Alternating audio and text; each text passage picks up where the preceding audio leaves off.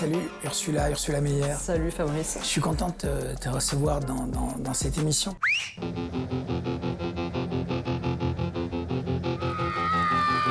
Tu es une réalisatrice assez particulière, un univers qui est très étonnant, qui est très personnel, très singulier. Tu es suisse, tu as fait des études en Belgique. Ton premier long métrage, Home, a eu un très très beau retentissement. Il y a eu L'Enfant d'en haut. Et aujourd'hui, il y a ce troisième long métrage, La Ligne. Il était à la Berlinale l'année passée. Attendu que vous avez été impliqué en qualité d'auteur dans une agression violente à l'encontre de Madame Cristina Celestini, qui se trouve être votre mère, je décide de prendre contre vous des dispositions exceptionnelles. C'est l'histoire de Margaret, qui a 35 ans, qui est interprétée par Stéphanie Blanchou. Ouais. Et puis, au début, elle s'en prend super violemment à sa mère, qu'elle frappe. Et suite à ça, elle doit répondre à une mesure d'éloignement. Il vous sera dorénavant rigoureusement interdit de vous approcher à moins de 100 mètres du domicile de votre mère. Évidemment, elle va avoir qu'un désir, c'est de revenir tout le temps à 100 mètres. T'es trop près de chez nous, là, ça va pas. Bah, tu veux que je fasse comment, alors? Tu jures que tu ne passeras jamais cette ligne. C'est ridicule, je cherche comme ça. Non, t'as pas le droit. T'as pas le droit. L'impulsion de ce film-là est née du confinement et de Stéphanie, de ta rencontre avec Stéphanie, que le grand public, en tout cas en Belgique, peut connaître par rapport à cette série Ennemi public. Comment ça s'inscrit, comment ça se métabolise, en fait, ta construction scénaristique? C'est vrai que le départ, c'était vraiment le corps de Stéphanie. Et ensuite, de tenir le plus longtemps possible sans expliquer l'origine de la violence. J'entends plus rien du tout. Elle m'a rendue sourde, Marion. Tu te rends compte? J'avais une carrière qui s'ouvrait devant moi. Elle est arrivée. Si tu reviens encore dans cet état, tu passerais pas la porte. Elle va comment, maman? Ça va. Elle s'est remise? Il y a la pulsion violente, mais en même temps, il y a l'énorme besoin de tendresse et d'amour. Et C'est donc, un film sur l'amour, quoi. C'est là où t'as raison. C'est un film sur l'amour, sur le manque d'amour, Ouais. de reconnaissance de cette mère. Et donc ça, c'était intéressant de construire 3 portraits de filles. Comment elles vont se construire par rapport à cette mère complètement défaillante, quoi. Elle avait tout, Margaret. C'est une musicienne, elle a hérité de moi. Qu'est-ce qu'elle en a fait? Marion, il y a ta frangine. Elle n'ose pas passer la ligne. Là-bas, c'est Margaret. j'aimerais parler de Valeria Bruni Tedeschi qui interprète cette mère. À l'amour. À l'amour. Ici, une fois de plus, elle est dingue, elle sait tout faire. Elle peut tout faire, en fait, c'est fou.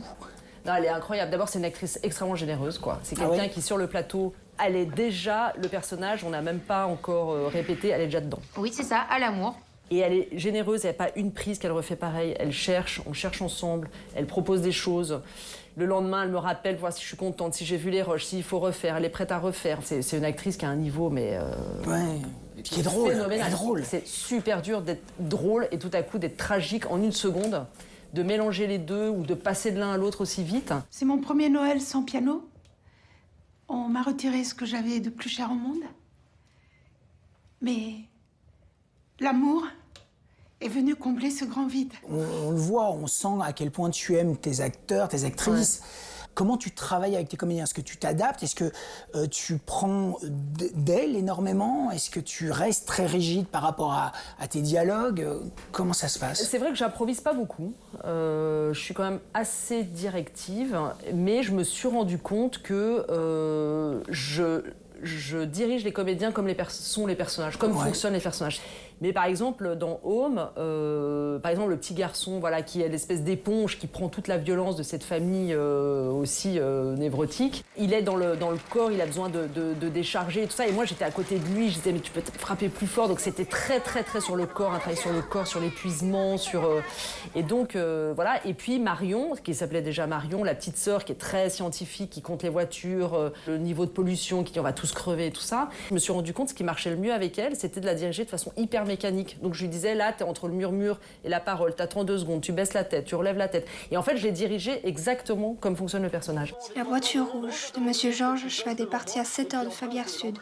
Avec une vitesse moyenne de 120 km/h, sans faire de pause, elle devra passer ici d'une seconde à l'autre. Il y a une base de confiance, de bienveillance qui est nécessaire. Et une fois qu'il y a ça, que le socle est là, qu'on sent que voilà, on a envie d'aller ensemble assez loin, Là, en fait, je peux et je sens qu'ils sont prêts à aller très loin, à donner, à aller dans des zones d'eux-mêmes qui parfois ils ne soupçonnent même pas.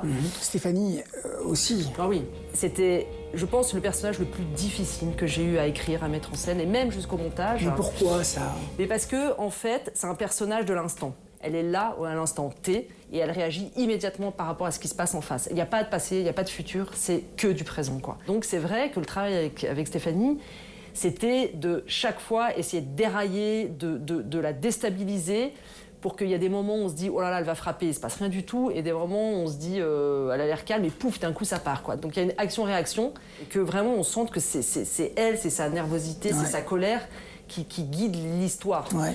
Et c'est difficile, ouais. Je savais pas que tu venais encore dans le quartier. Ah oui, je continue les cours de chant avec Mario. Vous sentez là? Elle compte venir ou pas? Je crois pas, non. Je veux juste lui parler. Je veux juste lui parler. Arrête. Je te souhaite vraiment le meilleur. Oh, je te remercie infiniment, merci Fabrice. beaucoup. Merci à toi. Merci beaucoup. Merci bonne pour vie à ton ton film. regard, en tout cas. Et Avec joie. c'était très beau. Merci. Grand saut, grand plongeon, grand voyage, grand sommet, petit frère et petit miracle. Ça balance pas mal cette semaine dans les salles. Why don't you go over and introduce yourself? Dad, no, they're like kids. Why don't you go over and introduce yourself? Sophie, they're like old. Think you'll ever move back to Scotland? No. Why? There's this feeling once you leave where you're from that you don't totally belong there again. You know, I want you to know that you can talk to me about anything as you get older, you know? C'est quoi le bonheur? Pour Sophie, c'était les vacances d'été passées avec son père. Done it all and you can too. Mais que sont devenues la joie et la complicité qui les liaient? La réalisatrice Charlotte Wells signe une chronique estivale autour du passé heureux de Paul Mescal qu'on devrait retrouver en tête d'affiche du deuxième Gladiateur de Ridley Scott.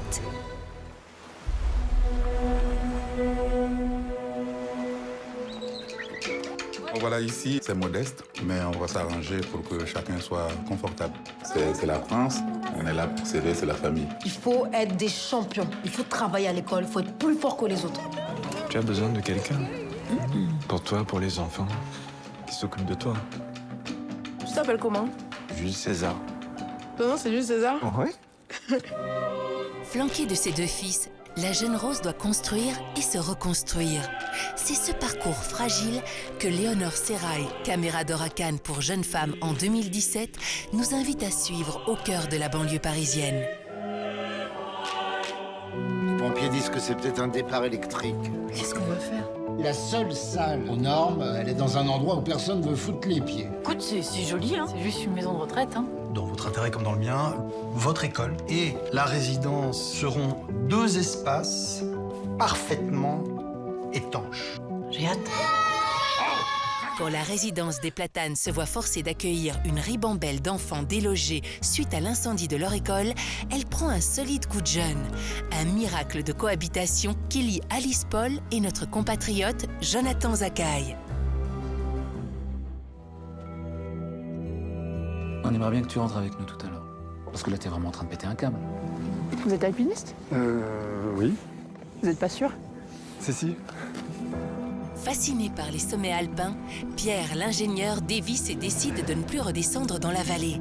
Parce que là-haut, sur la montagne, il a rencontré Léa et qu'il s'est reconnecté aux forces de la nature. Un bivouac mémorable.